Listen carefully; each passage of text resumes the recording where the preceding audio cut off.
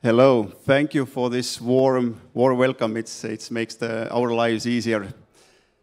The question I get the most is, Jürgen, all the time you're on the stage, you're always scaring people, and that's the trouble when you have to talk about cybersecurity. So our aim today here is not to scare you, to open up the topic a bit, and maybe you will learn a thing or two. So. But before we get into the topics, let's get to know each other. So we will go from my left hand. Graham. So, hello, guys. For those of you who didn't attend my workshop earlier on today, you missed a lot, right? But my name is Graham Harris. I work for an American vulnerability management company called Tenable. I've been in the cyber security world for over 9 years and in the IT world for more years than I care to remember, let's put it like that.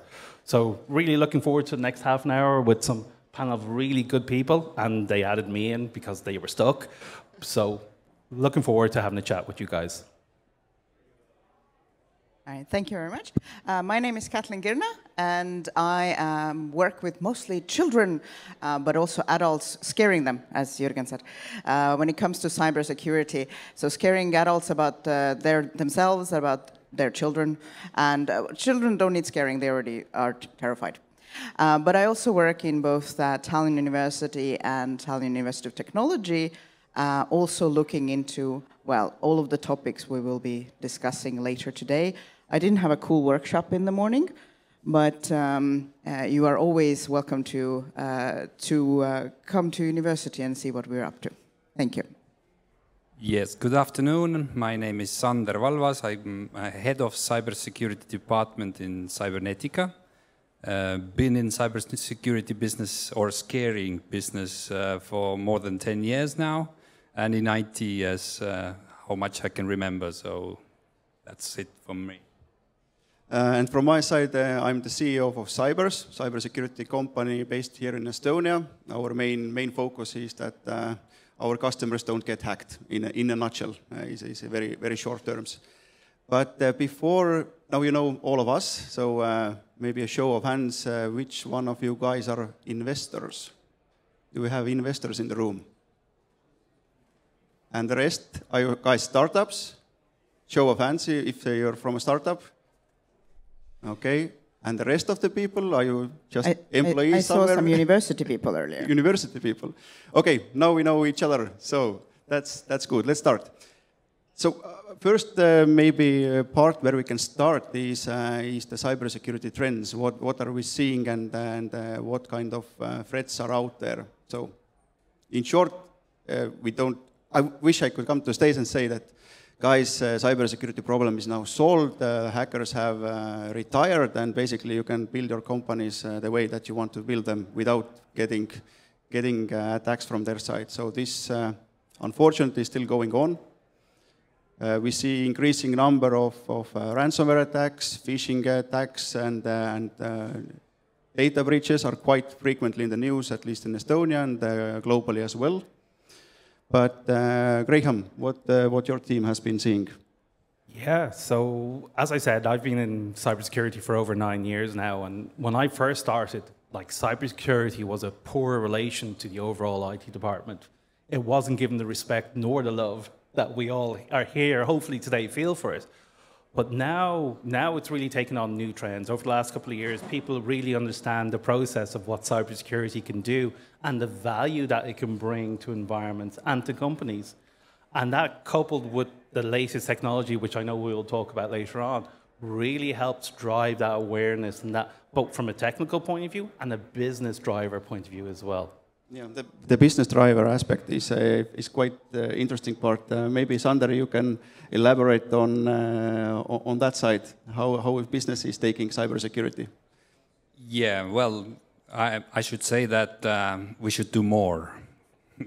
and the problem is that there is so much cool technology out there, so we want to use that. We want to get that leverage. We want to try new things. We are curious. Perhaps my message here is that let's look away from the hypes and let's concentrate on things that are really what that matters. That there is a process, there is a systematic approach to cybersecurity. So let's talk about that hype perhaps later. Okay, okay. So you just said that AI is hype or cybersecurity is hype. Which one is it? Yeah, right. So there is always some sort of hype, isn't there? So there is cool technologies coming in, but right now I meant about the AI. So let's take a look at that, perhaps. Okay. Kathleen, any comments on the trend side? One of the things to notice is that we get a lot more people who otherwise didn't think about cyber asking about cyber. May they be executives, may they be small companies, may they be, you know, I mentioned before earlier, parents. Everybody is aware of something, but unfortunately this hasn't resulted so far in things getting better. A lot of people are aware and some are doing something, but there is also this feeling among some people that, well, this seems like a big scary monster and I don't want to deal with this right now. So hopefully, you know, through maybe this panel as well, but many others, we can get across that threshold as well, that people not only have heard of it and are thinking about it, but are also doing something about it, even if it does seem like a big scary monster. Mm-hmm. Just, if I could come in, just on that one point, like again, when I started, I was talking to those team leads, those admins who were doing it day in, day out. But now the conversations are rolling up to senior management directors, C-level, because of that hype. I'm not going to use Sanders' word here, hype, you know? And it gives us the ability then to talk to people that we normally wouldn't do in a language that's creative, and both from a tech and from a driver point of view, from a business point of view. Yeah, I agree on that, definitely, because my experience also has been that a couple of years ago, you couldn't get the management to like discuss cybersecurity related topics. But now it's quite easy. Previously, you had to stick with the IT guys, listen to their problems, try to find solutions there. But having that like stakeholder buy-in from the management side, that guys, okay, we really need to invest in our security, it wasn't there. But as the time goes forward, more and more like executives are coming in first and asking, okay, how should I protect my organization? So we have companies now coming to us rather than my fantastic salespeople hunting for them. Yeah. And it opens up a new level of dialogue, because again, we're seen not just as people to push technology, but we're seen as that trusted advisor. And we're giving them feedback and trying to help them and encourage them to make the right decision. So it's almost like a symbiotic relationship that we have with companies now, and it's really rewarding. Yeah, exactly. Sander, you had a very cool tip that we discussed earlier. So if an IT guy needs a budget to improve cybersecurity, what the guy should do or girl should do? Yes, indeed. Right now, everybody talks about AI, for example, and it caught attention of C-level executives, right? So what a nice way to use that AI story to boost or make better your cybersecurity situation. So one clever way to do it is just put the AI budget so that it contains a lot of cybersecurity, so that you are ready for that. So that was my tip for you. Okay, so basically, let's maybe dive into a little bit the risk topic. So let's take the AI part. So it has been a transformative technology. Everybody on the planet is basically using it on a daily basis, and the organizations are like figuring out how to make use of it in their daily work, and also we have AI startups growing up. So, but as a security persons, all on this panel, let's start with the risks, how things should be done correctly. So, Sander, you have a good insight on that. Yes, well, Cybernetica is a company that was lucky to do AI risk assessment report for Estonian State Information System Authority. So this paper is available for everybody. Sorry that it's in Estonian today yet, but it is translated right now. So it will be available for everybody to read in English. And this is a very cool paper that actually explains what the AI actually is and what it does today and what kind of risks it brings out today in the world. So I don't think that the AI is something so different from the technological point of view. It's just another tool. So what is the basic message that I would like to tell you is that, well, if it comes to information security management, it is the same. So the same applies, the same risk assessment methods applies. You need to understand your business. You need to understand where you want to use that technology. You need to understand what is the information you are giving to the technology, where it is stored, and so on. So the principles to understand how to deploy the AI or whatever technology there is the same. So that's the message that take out your, I don't know, ISO 27001 implementation guides and approach it the same way. You can avoid a lot of problems. So that's the message. Yeah.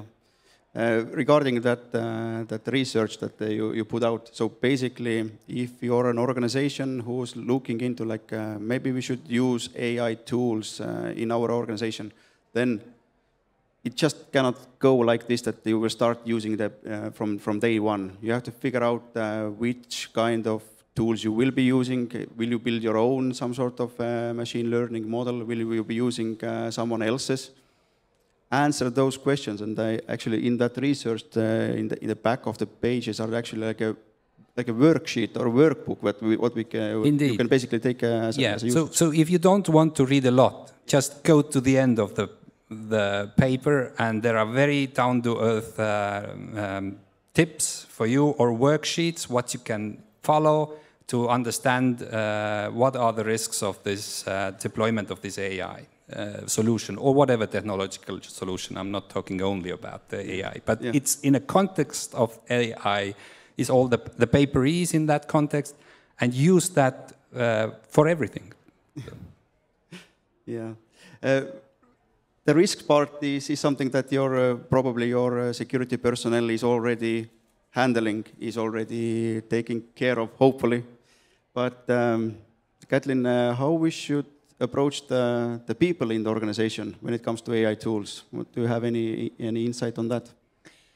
Well, there are two sides to this. One is in the wording that you just used is the people who use AI, that they have to know what they're doing. It is tricky to say that, of course, about something that is very new to a lot of people, but that means that they need to be trained and they need to be aware of the risks of what exact, and also what is AI to begin with. They have to understand what this is and what are the exact tools that they are using. A lot of people have heard of ChatGPT. This is just one of so many different things. A lot of people don't think that when they use Google Translate, that's also AI. There are a lot of different tools, and you have to understand how they work and what you do with them. What are the possibilities and what are the dangers? Because you have to understand, okay, if I'm getting something out of this, how did the something get into it? What is the data that goes into it? What are the materials used to train this particular AI? Does it have any biases? Does it have any security risks? Like maybe their servers are, nobody knows where. We don't know how it is trained. I'll give you a good example. When we were discussing this earlier, I don't remember who said it now, I think it was Sander, that if you put misinformation into the tool, then it gives out misinformation. And this applies to everything that you have to be aware of. And of course, sometimes you're thinking, okay, but I don't know. Good. Find a different tool. Find out as much as possible about the tools you're using. Find out where does it come from, who owns it, how is it trained, what exactly does it do with its data, what happens to the data that you put into it, and who has access to this. So all of these things matter. And it's not different from, as Sander said, it's not different from other tech tools. This is already something that you should have done about other tools you used as well. But since AI is what we're talking about right now, this is something you definitely have to do with these tools, because you might be putting your company materials in there, you might be putting your client information in there, and you need to know where it's going and where the output that you get from it, where it's coming from. Yeah, you mentioned the training part. I think it's a very important aspect of it, because if a regular employee starts pasting company material into those kind of tools, then you're basically training the next generation of that model, but your maybe confidential data is in there, and you cannot take it out anyway. Yes, because what is the problem is that it is so easy to implement new applications, new technology to your company, because people are doing it without realizing it that they are using. The translation app was a good example. We don't actually think about this, where this data goes, and everybody can start using it. So if you don't have policies in place, if you don't have certain awareness trainings, well, you never know where your data goes. And what do you sign? If you read through the information about the policies, what are you actually signing into? You are actually, in many cases, giving away your data. They will own your data, so be careful. Yeah. You could say that a lot about everything. Like, back home, there's a big trend now from a DNA point of view of seeing your ancestors and tracing your ancestors. But what you do is, if you don't read the small print, you're giving over your DNA rights to this company, who will then sell that, and you yourself become the item available to be sold. And it's the key thing with AI, and we use AI as an umbrella name for lots of different types of technology. But it's only as good as the information you put in. But more importantly, then, where does that information live? Who takes ownership? What's the governance level and framework around it to make sure we're protected? Because AI could be really beneficial, but if you flip that, it can also be highly dangerous. So again, regulatory is really important as well. Yeah. But the AI is a tool, basically, like we mentioned before. So what do you, Graham, think, for example, is this tool being leveraged by the adversary side as well? Oh yeah, we can see that. Look, the bad guys, and again, we use that phrase. Let's use that, right? bad guy. Yeah. Whatever they can do to make their life easier to encroach and get what they need, be that deep fake by phishing, deep fake by video, Zoom call, hacking that we talked about earlier. Whatever it needs to do, they will do it. I suppose where we counter is, as AI being a tool, we can also use it to give you those insights, to make sure that those hard to see corners that you otherwise would have missed are exposed. And so, yeah, for want of a better term, it is almost a race to see who can use that and implement it.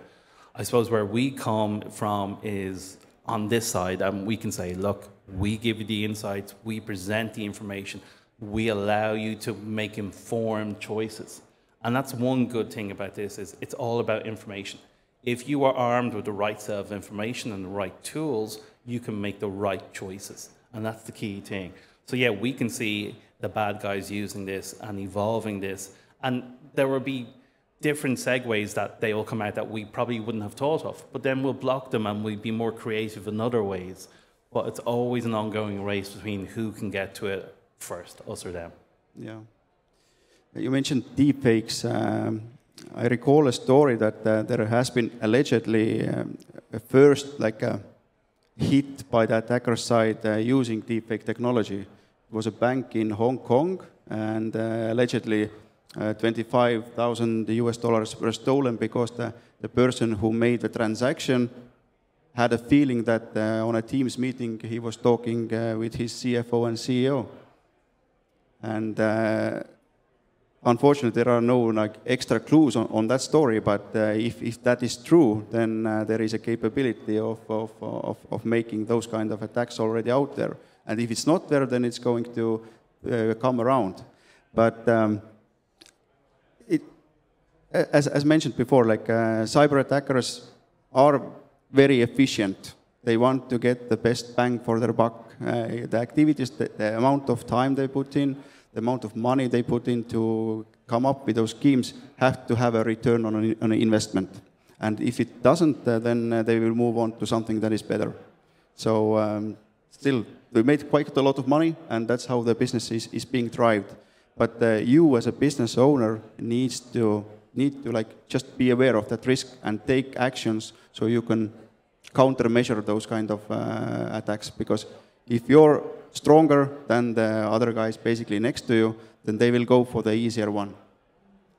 Well, I think that's a really good point. I think conversations like this, in events like this, and bringing that awareness to people, to the wider audience who may not be in tech or who may be starting their journey or whatever, is really good, because once we get that knowledge out there, then there's a term I use, and I don't know if it translates well in Estonian. It's an acronym, it's called LOP. It's called level of paranoia. I know I'm paranoid, but am I paranoid enough? Yeah. Right? And that's the kind of mindset you get in security. Like when I talk to my kids, they're like, Dad, stop talking about this stuff, right? But it's more about getting that awareness out and informing the public, and then let them just hesitate that moment rather than clicking on that link or joining that Zoom meeting, you know, that way? But yeah. That's a good level. So if you bring it up a bit, so it usually right helps. There. Yeah. We have a couple of minutes left, but let's maybe try to give something back to the audience. So some tips and tricks that they can make use of already today. So I can start here if you allow me. So for the past 8 months, I actually have also seen into the world of VCs and venture capital. And one just curious thought from my side, since I'm from cybersecurity, I wanted to know like how investors look upon startups and what's their take on cybersecurity. And to my surprise was that if you're in the early stages of your startup, we're talking pre-seed and you're just building your product, then the VC is interested only in two things: if your team survives and if your idea survives. Nobody's going to ask you anything regarding cybersecurity unless you're a cybersecurity company. But down the road, if you start raising money, then the cybersecurity aspect will become self-evident, and this is expected of you. And it was a surprise for me, because down the road, you're going to ask, hey, how about your cybersecurity in your company? And this is not the place where you start like, well, we're going to implement it. You should start implementing from the get-go. The first, when you pull out your laptop, start drawing your idea, start thinking about how you will protect what you're building. Can I take from there? Yeah. One thing that I hear a lot from especially smaller companies is that I'm very worried about cyber, but it's very expensive to do anything about it. But it's actually more expensive to get hacked or to get attacked whichever way you are getting attacked. And especially if you're, I mean, we are currently in Estonia. If you operate in Estonia, we have a heightened attack level in the country for political reasons. So sometimes it's very small things, very inexpensive things, even free things that you can do to start building your cyber resilience. Things like having clear processes in your company, even if it's just a startup of you and your 3 friends. That, you know, having clear processes of how to operate, you know, don't send important business emails on the train in front of lots of people. Don't use the same computer for your business as you use for those Minecraft mods that you just downloaded. So the point here is that there are some very small things that you can start doing right away and then start building it so that by the time, as Jürgen said, by the time there is the question of what have you done about cyber, then you have already built to the point where you understand where your weaknesses are, you understand what you need to do next, and you have protected yourself up to that point. And just keep in mind as well that cyber attacks are often random, and you might lose your whole business because of it. They might steal your business intel, they might steal your client intel. You might lose your client base because you got hacked and now your clients are abandoning you. These things happen all the time. And I know it's not going to happen to you, obviously. Obviously. But there's a way to make sure that it doesn't happen to you. Right, yeah, if I may add that it is innate in us to learn from our mistakes. We learn so much better from our mistakes. So in Latitude59, that means that we have cold winters. I don't know, if have you ever touched on a freezing day metal post with your tongue? Who has done it? So you know that it hurts, right? But why do we do it? So we are curious, right? So why not? Let's try it. But in IT, there is a huge problem that it might be fatal for the organization. So let's start, or try at least, start learning from the mistakes of the others, and let's listen to that we need a budget there. And with the AI, there are so many AI-specific things that we don't know, actually. AI is helping us in many places, but are we sure he's doing it, or it is doing it? Not he, well, probably. Is it giving us right answers? There are cases, for example, where chat robots are used every day to give answers to people that make decisions for you. And there is a law case, I think it was Air Canada, that was sued because of the chat robot's answers to the customer. And they actually, what they did, they tried to explain that the AI is a separate person and they are not responsible for that. So it didn't go well in the court. You can understand that. So we are responsible for what the AI does for our customers, and not only our workers and so on. So we definitely need to understand what are the risks there. So AI-specific risks, obviously the legal risks, and information security risks as a whole. We can't ignore that. Is there any specifics for AI? Well, the message is that not that much difference when it comes to whatever information security procedures and management. Graham, you want to give a last tip? Just from my point of view, yeah, I can see companies, when I've started again, there was always, I would never get hacked. I'm too small, I'm not important enough. But now that mindset, it's changed. It's changed over the last couple of years, that people realize that they may not be the target, but they just as easy get caught in that net. And what people are doing now is that awareness that we talked about. And yeah, sometimes it's hard to change that mindset, and sometimes it's hard to find the budget to get the tools. But we're looking in the sense that from a technology point of view, we are equipped and we are in a good place right now to fight off those bad guys, to make sure our perimeter is safe, and to utilize those AIs from the sense of what we want to get out of them in a positive way. There's always going to be that negative aspect. There is always going to be people trying to get your information, because let's face it, key information is key, right? You can lose people, you can change your processes, you can lose your infrastructure, you lose your data, and your reputation as a company is shot. It's gone, right? And the most important thing is to make sure you keep that safe. And I hope, guys, and I won't steal your line, Jürgen, I hope you got something from this panel around it. The most important is awareness. Just think twice before you click that link or you join that Zoom meeting, and just be aware of everything. Yeah. We're almost out of time. I see the last seconds are ticking. So from the organizers, can we go now to the questions, or we are out of time?